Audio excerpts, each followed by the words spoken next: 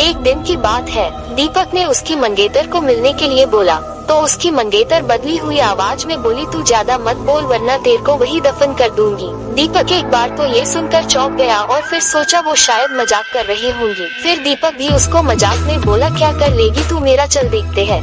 तो वो फिर बोली, आज रात देख तेरे साथ क्या होता है। ये कहकर उसने मोबाइल रख दिया। अगली सुबह जब दीपक मुझसे मिला तो वो अपनी कल रात की बातें बताने लगा। उसने मुझे रात को फोन वाली बात बताई और उस रात उसके साथ जो हुआ वो उसने मुझे से बताया। उसने बताया कि रात को 1-2 बजे के आसपास अचानक उसकी नींद खुली और उसके सामने एक काला लंबी दाढ़ी वाला आदमी बैठा था। वो बोलने लगा, ले आ गया मैं, अब देख तेरे साथ क्या होता हूँ।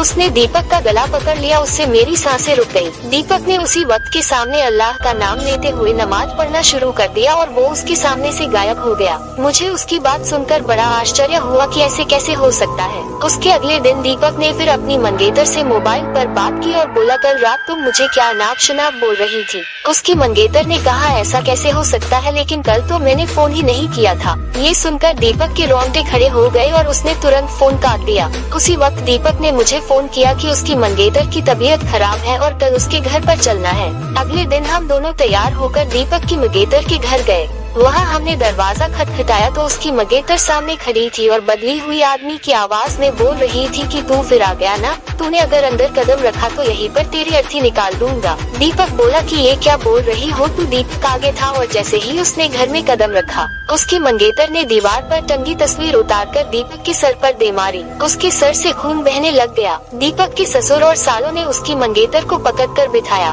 फिर उसके सालों ने दीपक के सर पर पट्टी बांधी। हिना के दादाजी ने बताया कि हिना को जिन का साया लग गया है। इस पर दीपक के ससुर ने उन्हें अपना मुंह बंद रखने को कहा।